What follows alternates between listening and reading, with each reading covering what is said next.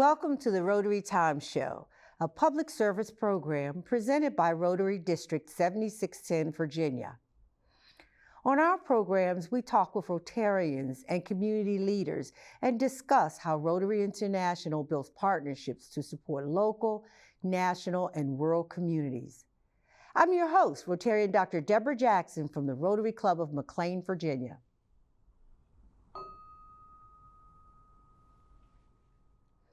The success of a Rotary Club is dependent on the club president. They lead, inspire, motivate, and connect their clubs with communities and others locally and around the world. Joining me remotely is Rotarian Michael Pittman, who is the president of the Rotary Club of Mathews, Virginia, for the 2024-25 Rotary year. Welcome, President Michael, to the Rotary Time Show. Good afternoon. We're glad to have you here. We get a chance to hear from many clubs and club leaders around the district. So it's always a pleasure when we have you on the show to hear what your clubs might be doing.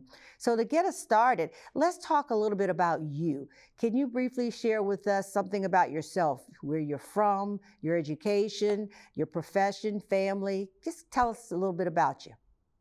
Well, I'm a Navy brat. I was very fortunate to be able to travel with my dad, my mom, my sister for the first 13 years of my life. And I'm convinced that that made me who I am as far as my personality, my not wanting to sit in the corner, wanting to be active. But so that's where I started. Went to high school in Newport News, went to Virginia Tech, spent 2 whole summers in grad school and decided I was tired of being poor and wanted to go to work. So basically, I've got a BS at Virginia Tech and a whole lot of life experiences. Recently lived in Roanoke, Virginia. I love Virginia Tech so much that my first 2 job offerings were Richmond or Roanoke. And Southwest Virginia is where I was for 42 years. My wife and I have been married now 42 years. We have a 37-year-old son and his beautiful bride, Megan, and my granddaughter, who is basically 2.5. And the distance separates us, but thanks to technology, we FaceTime her every night just before she goes to bed. And my wife's got a group of books, circular books, that we read to her every night. And what's so cool is that she can finish half the books now without us even reading them to her by memory. But moved to Mathews, Virginia, roughly 5 years ago, actually 5 years ago this Valentine's. And we love it here. It's, I guess, the second smallest by geographic, maybe Arlington or one of the clubs in your group geographically is smaller. But we're composed of less than 9,000 people. I pride my community on the fact that we have no stoplights. So those of you that live in Northern Virginia or DC, want a simpler, easier life, this is it. Say, come on to Mathews, right? Yeah, it's really cool. We live in a home that was Hubert Hudgens.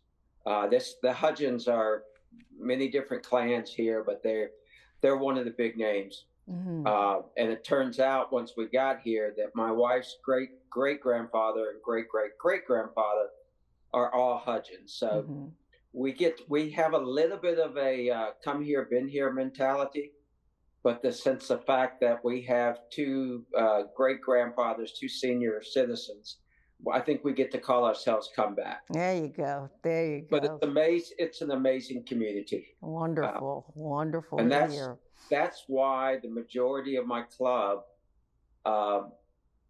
is here, and that they're in Rotary.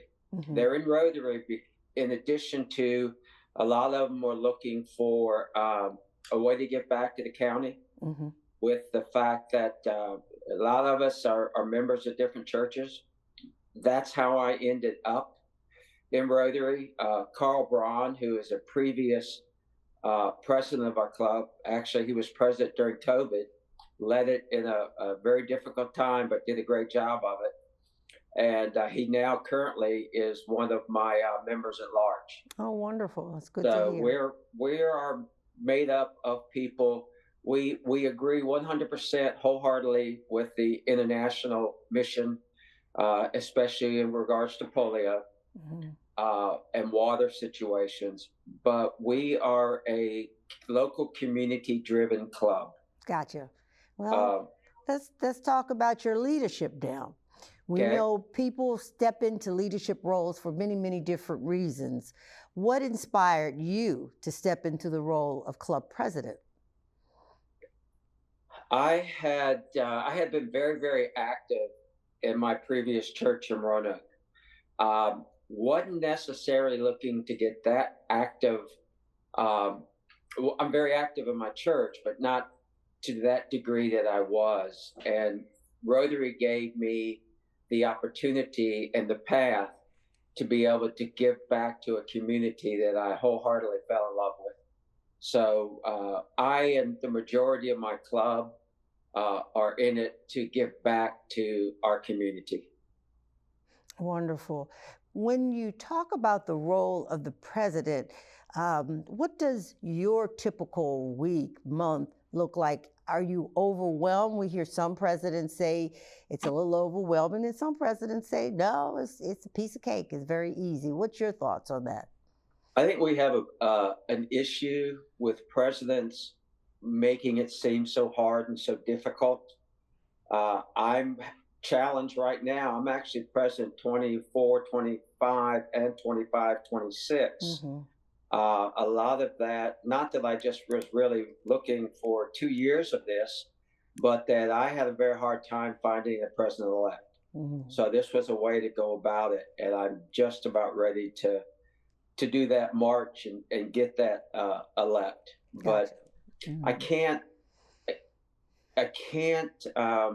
I make sure that my people, my guys, my women, we've got a great makeup of our club. Almost 30% of our club is made up of women, and they are absolutely some of the best members and best active that we have. But it just was a way to give back, and you can't just sit back and not take a leadership role and always assume somebody else is going to do it. Yeah, yeah. So, we call you an encore president. So. Yeah. I think I was told, and I don't know by who. I don't know if it was Renee, if it was Amelia, that told, or maybe I was sold a bill of goods, because I think the idea was that this was the template that Rotary wanted to going forward, and a lot of that makes sense because that's a big learning mold, role, whatever I'm trying to think of, that by the time you learn what you should be doing, then it's time for somebody to step in. And I see that in some of even Amelia's training. I think she's been in training for 3 years now. Mm-hmm. And, she's got another 6 months to go. So, yeah, but there's some plus and minuses, about doing it because it is such a commitment. Yeah, especially on the district. Mm-hmm. I probably am lacking in doing some of the DAC-DB roles. Mm-hmm. And I definitely need to. I realized that something we were really missing on was having our activity visible on the DAC-DB, the monthly newsletter, because even though we are a small club, I'm convinced we're a pretty mighty club based on the activities that we do. We're known in this county as if somebody needs something done, they come to Rotary. Mm-hmm. Well, let's talk about your vision for the club during your year, maybe 2 years. What are some of your key goals that you have prioritized for the club? One of them, first of all, was new members.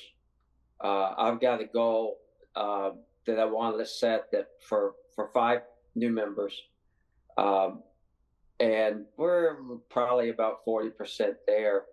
But I've actually got a goal of trying to find some younger members. Mm-hmm. We're an aged club. We don't let that get in our way. But I was looking earlier. We've got 38 active or honorary memberships, and like I said, we're an aging club, but that doesn't prevent us from doing the things we want done. But I want to find. Heck, I'd be happy if I could find some 50 to 60-year-olds. But I got a gentleman that's new to our club. He's 84 years old. His name is David Winch.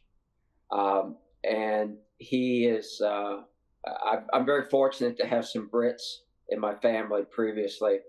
And he's the newest Brit in my experience. And this man, whatever we do, he's there. Wonderful. And at 84 years old, he can outwork the majority of us. So, and that's what's important, right? It's not sometimes about the age, because the young people might not have. You are a lunchtime club?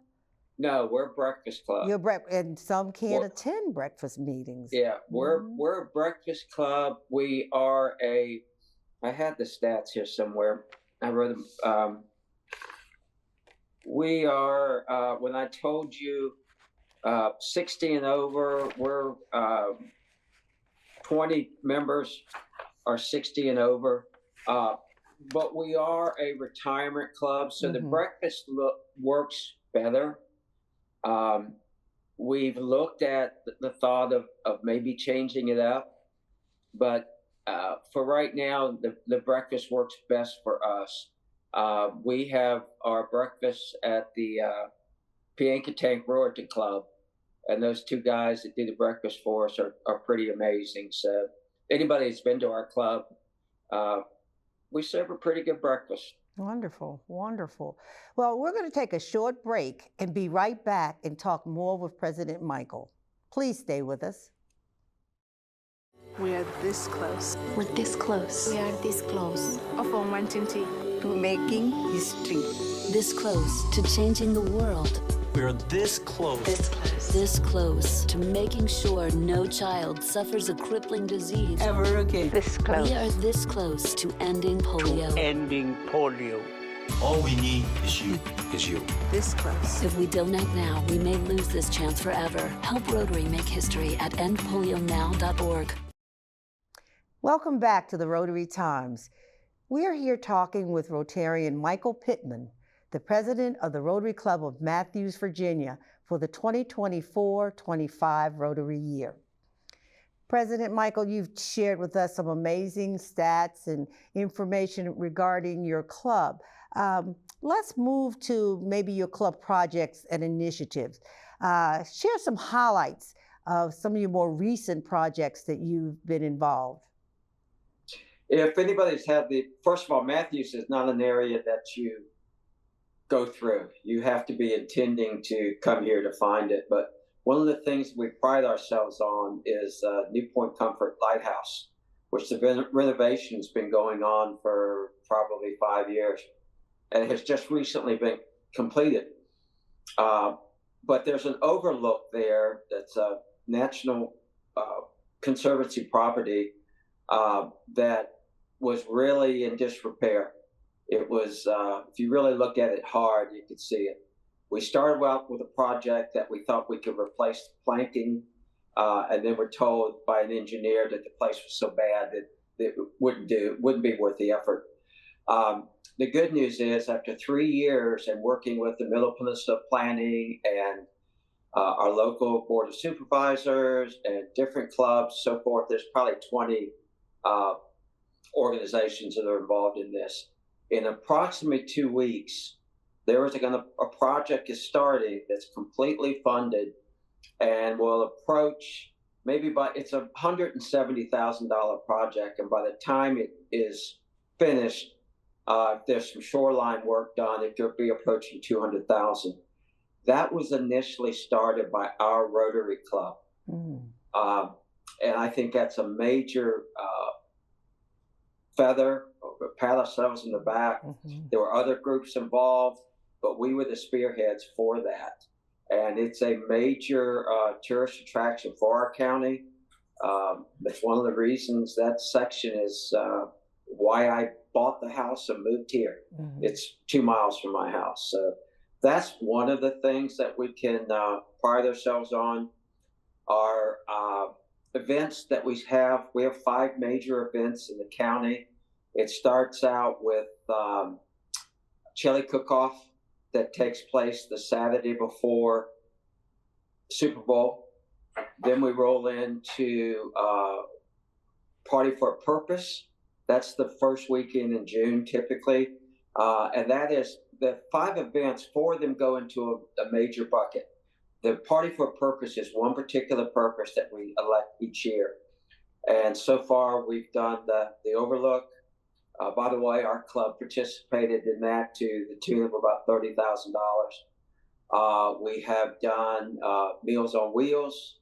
We have done a major Williams Wharf is where Renee would recognize and Amelia would recognize some of the events that we've had happen there. Beautiful waterfront site. So we're part of that. That last Party for a Purpose went to that, and it was $20,000. But anyway, so then we have Flags of Heroes, or go up Memorial Weekend and stay up through after the 4th of July. Then we have a major oyster roast that last year at Williams Wharf we had 7,000 oysters, and we raised roughly 8-9 from that one. And I think that's just finished, and you can see behind me a picture of a rockfish. We just had a rockfish tournament, and that is another fundraiser. That's a fundraiser, and it's a positive cash flow for us, but it's more of giving back to the community, giving them something that we're a big waterfront community. So that's where we are.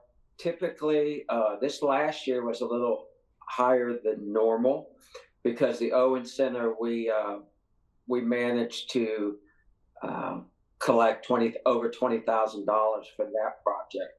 And then we had an additional 16 to 18,000. So we put 38,000 plus back into our community this coming year. And now we have a big audacious goal on trying to come up with a global grant for Mathews County, not going out of the country, which they're great, and we do great work through that. But this is a grant coming back into our county. We have a major challenge with water and septic in our county. There are a lot of people who do not have water. I have one individual, one lady who basically walks 4+ miles to a Food Lion, dragging some type of cart, and then she goes to Food Lion, and then she drags that cart all the way back home. So at least a 7 to 8 mile round trip. She has no water, and that's the challenge here. It's also a challenge on making a presentation January 11th in regards to the global grant, and we're kind of challenged on getting the information because people don't want to let you know. They're afraid that if it's found out that they don't have water or if they don't have septic, that something may happen to their ability to occupy the property. And that's really not the case. But as a rule, people don't trust governments. And in rural areas, I think that's maybe even that case more. So it's a challenge, but it's one that my club is really excited about. So we do some major stuff for a small club. And you also have partnered with some other clubs on that water project as well, correct? Yes, not so much. Yeah, we did. In Gloucester, we work together with Gloucester on that. But what we've done made a lot with Gloucester is we've done some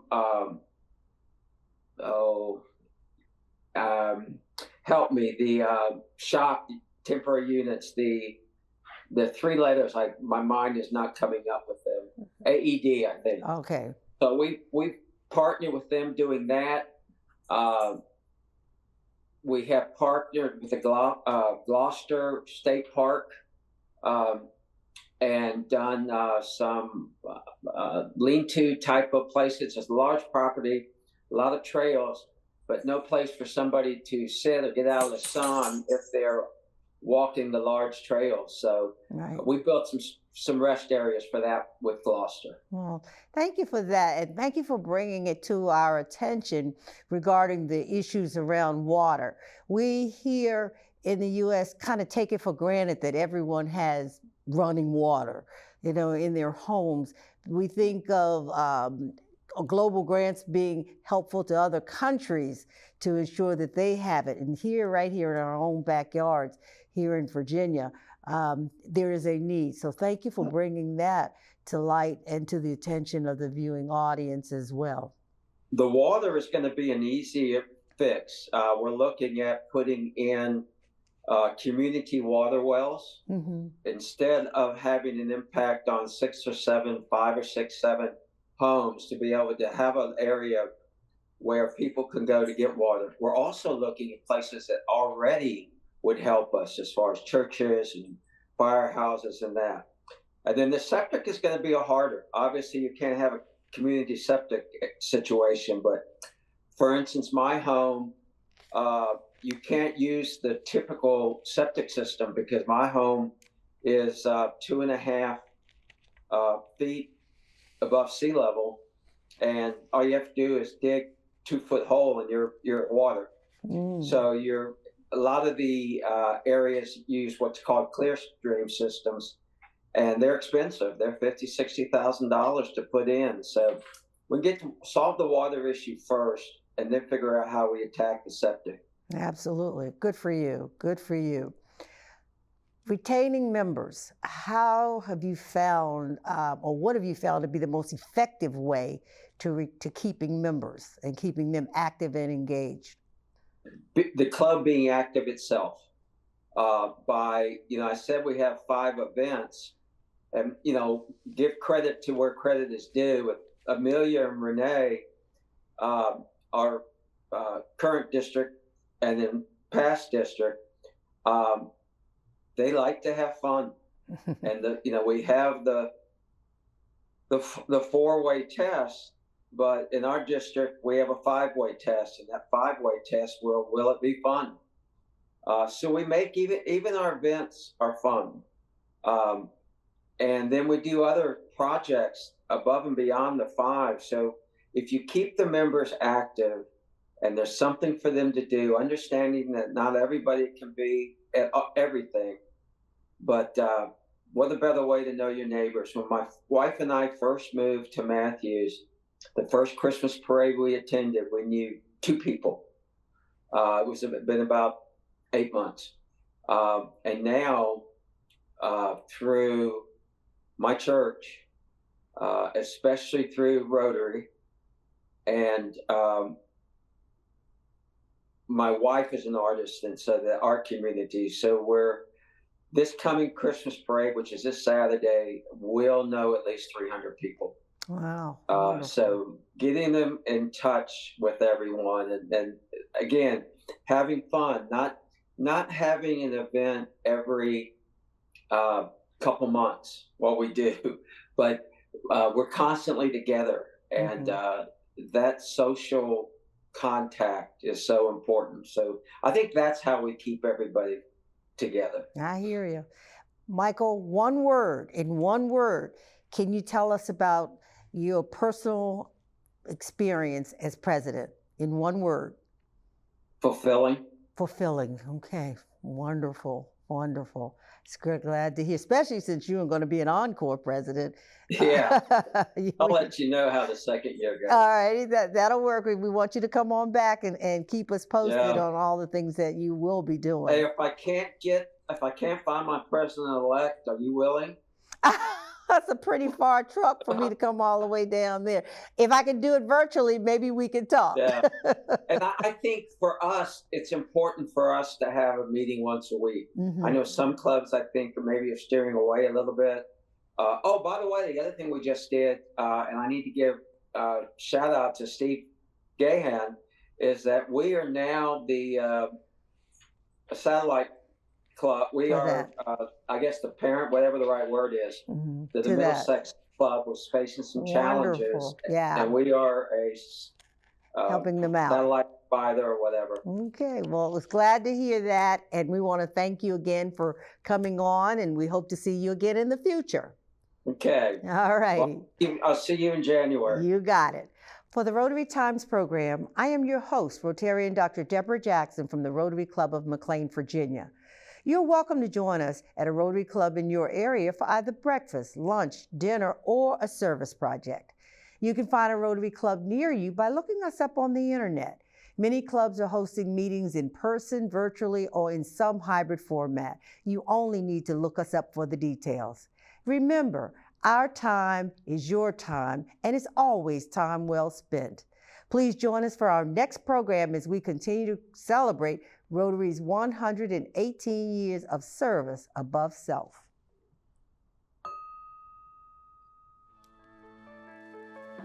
Funding for this program is made possible by the generosity of Rotarian Lynn Heinrichs, State Farm Agency, McLean, Virginia.